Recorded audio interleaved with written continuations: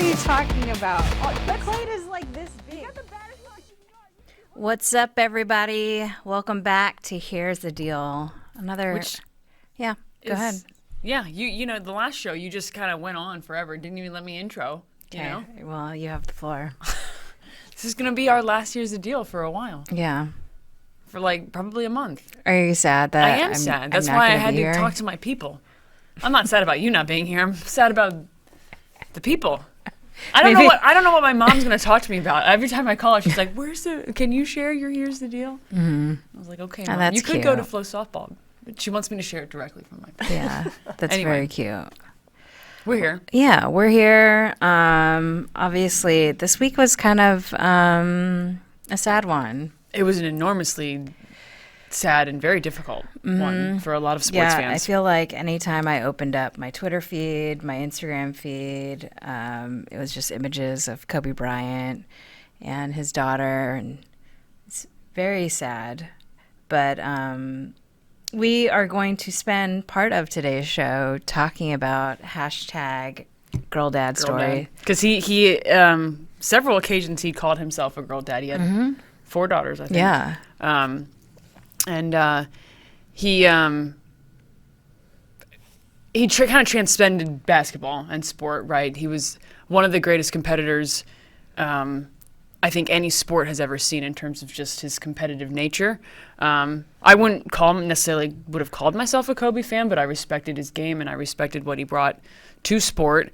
And especially these last couple of years, he was a champion for women's sports, specifically the WNBA, which I respect greatly for him. So I think the sport world, the world at large lost a really great role model. You know, he had some blips in his personal life. He wasn't a perfect human, right? He wasn't a perfect human being with the rape and assault case. But by and large, he moved sports and the world forward. And as a hashtag girl dad, he did a lot for women's sports and for his daughters and for his family. So it's a huge loss, I think. Absolutely. And Allie, you just posted a thread on Twitter. I did, yeah. So I was thinking about Kobe this morning, actually, and his because I saw this video on ESPN of this analyst who gave her story about the last time she talked to Kobe, and Kobe was talking about his kids and all his daughters, and I guess he'd always get questions about, would you ever want a boy? And he's like, no, like I'm a girl dad. So that's been circulating around, and the hashtag girl dad has been going around. So I went ahead and created this tweet, said in honor of Kobe, let's get a thread going with your amazing hashtag girl dad. So we have quite a few. Here's my dad and I on top of this giant rock. There's Ches and her dad. Oh wait, hang on! You're going too fast here. Yeah, Let me see. Let me see your. Look at baby Allie. Look at baby Allie. Yeah, got that. It's hard to see the faces though with that shadow. That's a bummer. He's rocking the Ray-Bans in this one. Yeah, attaboy.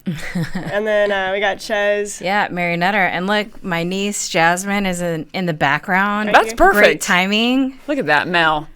We totally coordinated that. Just and kidding. Then we got Sarah. There's Papa Leroy. That's at my wedding in Mexico. He's sporting his fish button down. He's an avid fisher.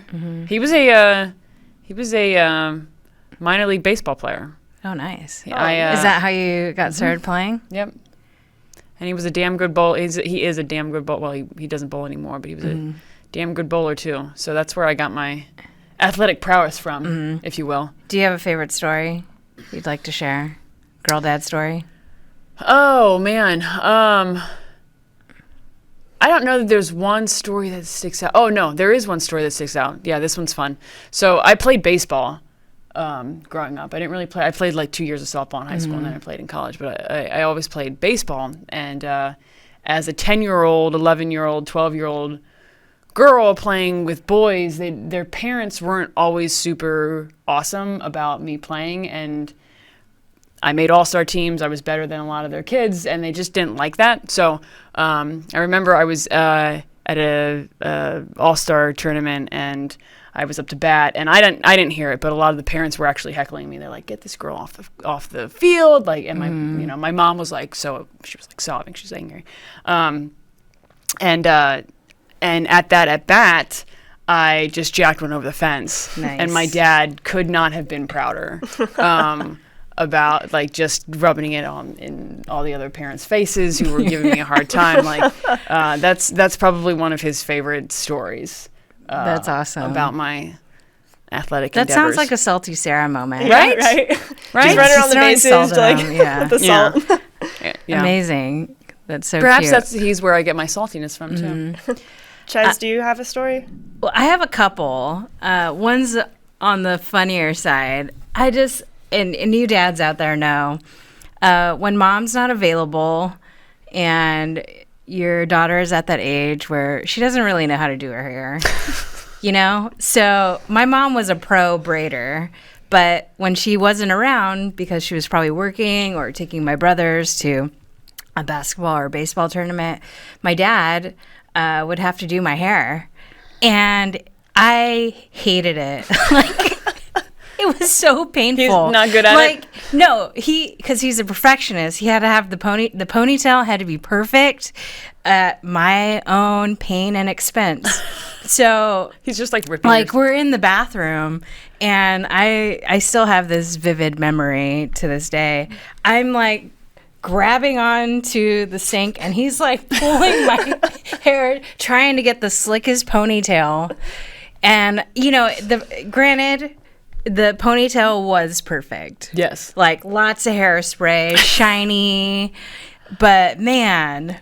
And he took pride in his ponytail. Like my mom would laugh about it because she was like, yeah, some of the other moms were bragging about how your dad does the best ponytail.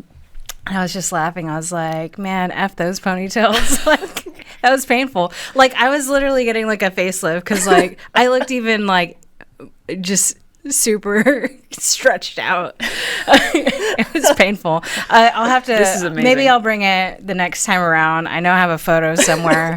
I look like I was having a mini facelift at the age of like 8 or 10. Yeah. Awesome. Allie? Oh yeah, I definitely have a few, but the one that sticks out to me was so my dad used to be like a huge runner. I mean, he still is, but he would run 5Ks just about every week whenever they're available. So he would drive down to Galveston to go to one. He'd run in Houston, just about everywhere. But whenever I was born, he had one of those jogger. What are they called? Where you put the baby in there? Oh, the stroller. Yeah, stroller. Yeah, Yeah. sorry. Yeah, jogger stroller. And so it was like a tripod kind of thing. So I had 2 wheels in the back, 1 in the front. So whenever I was born, he would just take me running with him. And eventually, he got so used to running with me that he's like, I have to bring her to the 5Ks.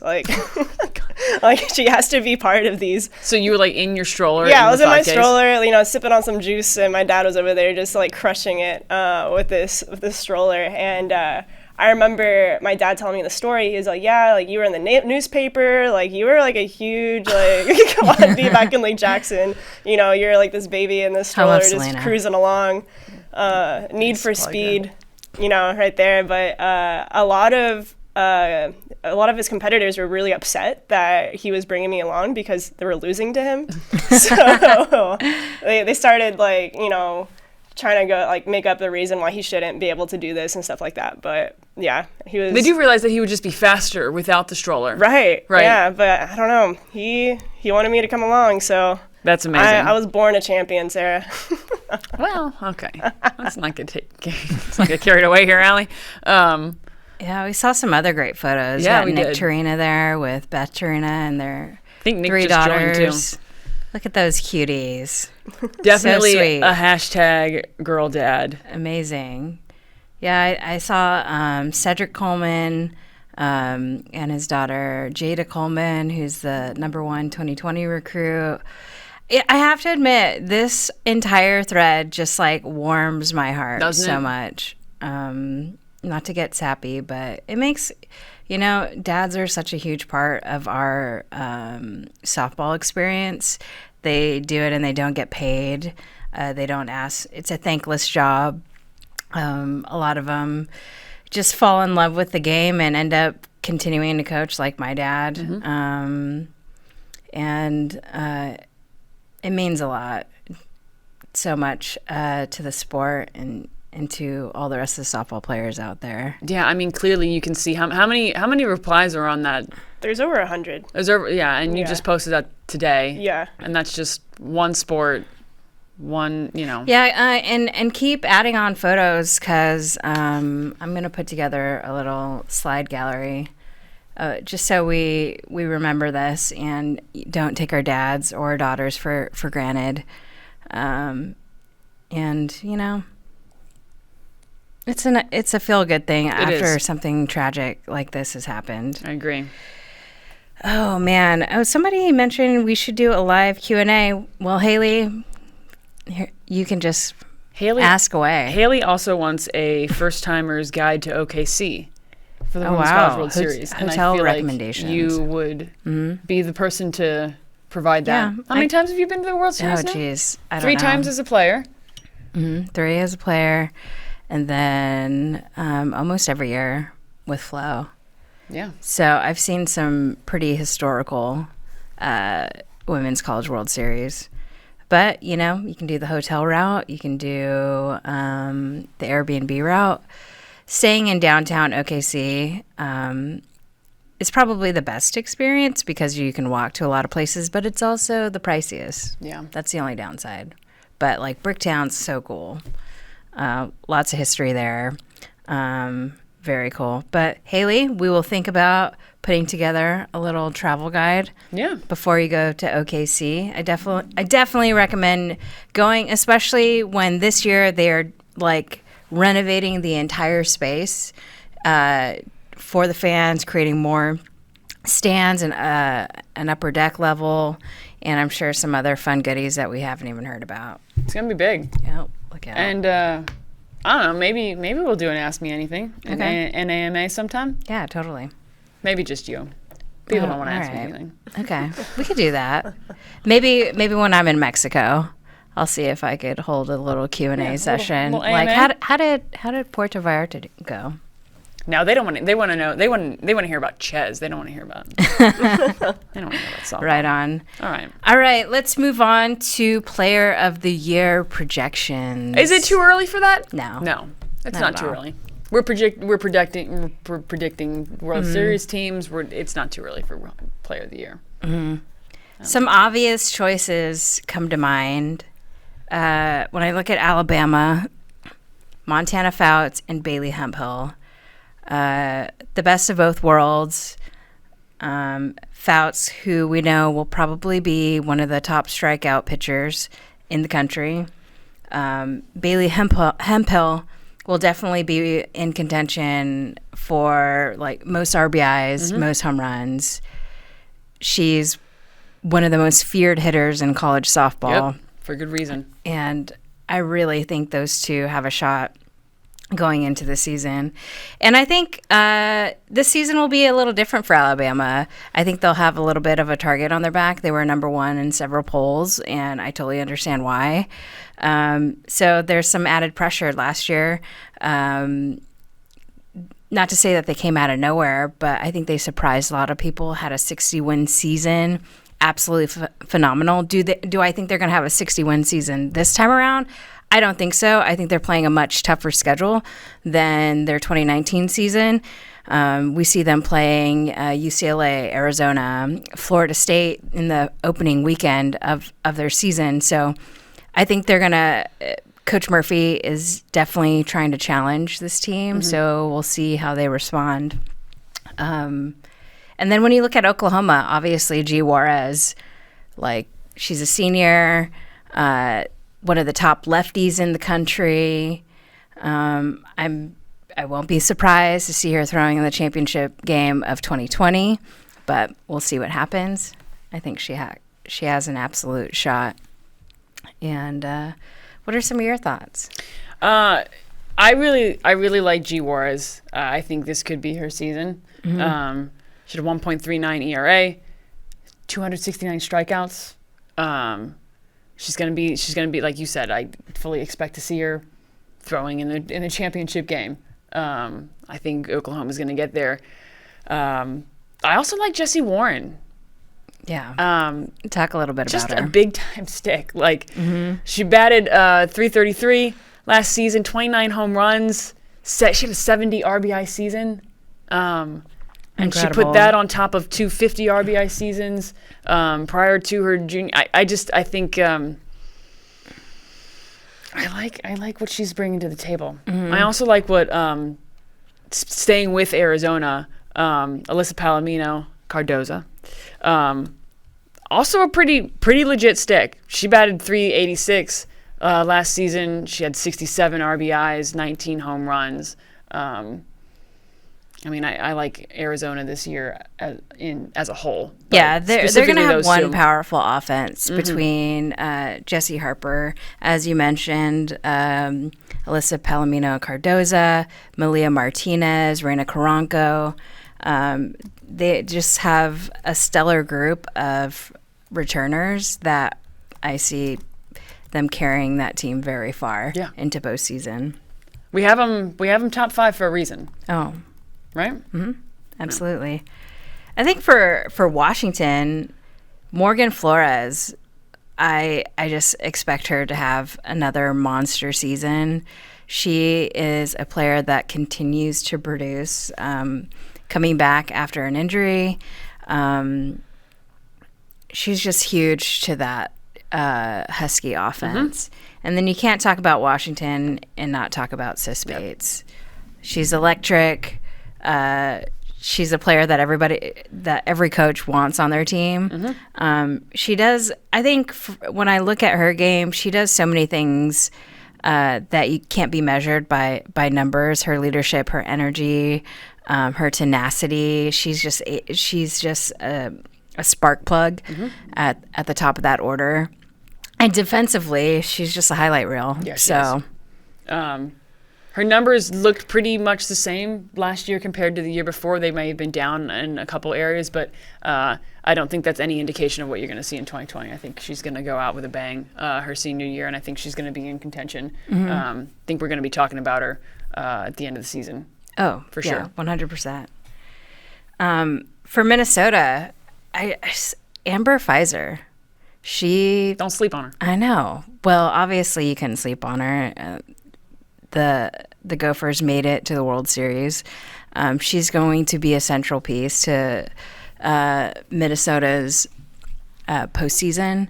One of the top pitchers in the country, no doubt. Another pitcher, obviously, coming back after a really serious injury. Miranda Elish is one of those two-way players that it's outside of Baby Goat. She's not too far behind. Being able to toss some against some big teams, and then also producing on offense. She can do it all. If she's not pitching, I wouldn't be surprised if she's in the field somewhere or continues to be in the lineup. Yeah, she hit .315 last year. She had 6 home runs, 27 RBIs, and then you put her pitching numbers on top of it. She's an all-around stud. I think this year for Texas is going to be different from what we saw last year. I think a lot of pieces were thrown together, and they didn't have that time to really connect and create that chemistry between one another. And I think they're a little bit more settled. Getting so close to the World Series was so important. And I really think that they're going to build off of that. And with huge returners like Janae Jefferson, Mary Iacopo, Shannon Rhodes, Lauren Burke, Reagan Hathaway, all of those players are crucial for Texas. Go ahead, throw your horns up. I don't need to. I think you do. I think you do actually, because Vincent Jefferson, I'm going to call him out. He's like, Texas never gets any love. Vincent, have you been watching? She throws those horns up every single show. Every show, Vincent. I know. She throws them up. True. For good reason. Yeah. For good reason. They were top 10 in, like, I think every single poll. I'd really like to see them make the World Series this year, and if they do, I would. I think Elish has a really good chance. Yeah, totally. I mean, she's going to be pivotal in getting them there, for one thing, and then if they get there and she goes lights out, I think she has a good shot. Yeah, and they just got to play better than they did last year. First year, though, that was their... I mean, first year under Coach White. Yeah, so this would be another year under Coach White, some more experience. So yeah. Putting it together that good of a team that early on in his time in Texas. And not to mention when you return Shea O'Leary, who throws the ball pretty hard. Yeah, kind of. And held one of the top ERAs in the country. It's pretty special. Now, somebody asked about the Bruins. I think Megan Faramo is going to be a go-to for them in the circle. She's a player that could potentially be up for Player of the Year if she puts up stellar numbers and gets those big wins. Like, the pack is going to be a dogfight. Yeah, it is. And I expect her and Holly Azevedo to be kind of sharing the workload in the circle. But I think they can rise to that occasion. I've seen those kids throw deep into tournaments like PGF, and then obviously we saw them at the World Series. We saw UCLA win the pack, but I don't know. I don't know who's going to win the pack this year. That's going to be a tough one. The pack is outrageous, but I think we talked a little bit about this last week, and I don't want to get off topic, but UCLA might not have Baby Goat. But you look, there's just a string of people who are still returning, and I don't think that they're going to skip a beat. They're just, I think they're the number one team in the country until proven otherwise right now without her. We got some people shouting out Megan Kleiss. I am very excited to see her return. Yep. Obviously we know her as one of the elite pitchers in the country. Great down ball, good off speed, has pitched in some big games, seen her at the World Series. Now, how is she going to be in this new environment? I'm curious to see. Yeah. There's going to be a lot of eyes on Louisiana this year. They're included. also playing a very tough schedule.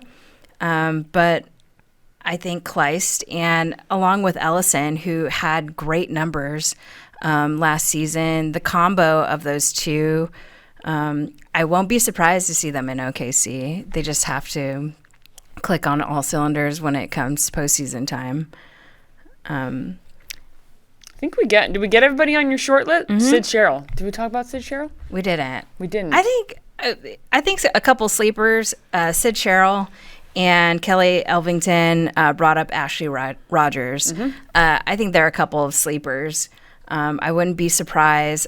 Ashley Rogers, she had a great freshman campaign with Tennessee. I expect her to get the ball a ton this season. They're going to rely on her and another freshman lefty in the circle. But the girl is phenomenal and totally underrated.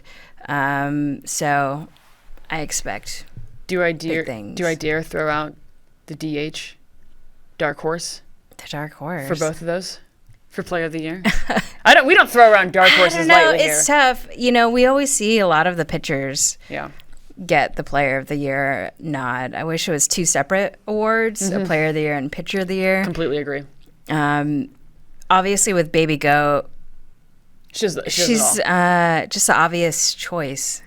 She does both things, and you can't speak to a lot of players who can do that. Yep. She's just a bulldog. She is. Come on. She's Baby Goat. She's Baby Goat. She's on Team USA. She's Baby Goat. And side tangent, I'm so happy to see USA getting all this publicity and support from the MLB. I think it's incredible, and I love seeing that. Yeah, if you want to bring the show full circle here, like the WNBA has been as successful as it has been because the NBA and players like Kobe Bryant have gotten behind it. And it's really fantastic to see Major League Baseball doing that for softball. So if we want to bring this full circle here, couldn't be more excited to see that. Yeah. I think it's great. Absolutely. Well, that does it for our Player of the Year projections. Very excited for the season to start. We are almost within a week of opening day for D1. Are you ready? Well, I don't think that you're ready. I don't know. I'm not sure if that they're you're ready. I don't know if you're ready yet. There's just so many great games for preseason. I am going to lose my mind. It's going to be hard for me to keep up with everything. Yeah. It is your job, though. It's my job. Thanks for reminding me. I almost forgot. How could you possibly forget? I'm here sitting beside you, reminding you of what your job is. Yeah. Thank you, Sarah. What are you most excited about with preseason? Well, we've got the JUCO Kickoff Classic starting this weekend, and don't sleep on JUCO. Obviously, we've seen some huge stars come out of junior college, especially in the circle and offensively. So I wouldn't be surprised if we see the next one coming out of the JUCO Kickoff Classic. And then we open up at Puerto Vallarta. Not a bad place. Mexico. It's not too bad. Kicking it I love February. the tournament. It's awesome. If you ever have a chance to travel for that tournament, it's a really great experience. I highly recommend it. So we're going to see Oklahoma, Oregon, Tennessee, Texas, Ole Miss, Team Mexico, Utah, and on and on and on. We've got the Titan Classic. We've got Kajikawa, Troy Cox, and then we move on weekend 2 of Puerto Vallarta, and then we roll into Marionette. We've got the Hillenbrand. So much. We have the Getterman Classic. Getterman. Yeah. Let's just keep making up names for tournaments. The Natasha Watley Classic. Yeah, there you go. Just kidding. The Ches Severs Invitational. It's going to be a FloSoftball event. I would go to that. But needless to say, we will be giving you guys the rundown on all of those tournaments, and you can tune in live on Flo, whether you're on your desktop, your Roku, your Apple TV, your phone. You can take iOS, us with you. Android. Everywhere. You can cast. We are literally everywhere. Chromecast, Fire Stick. Mm-hmm. Whatever you got, you can watch us. Tell your grandma, tell your grandpa, to your uncles, your aunts. Tell that crazy uncle that nobody talks to. Live on Flo, and who knows, we might get featured. We'll see you guys.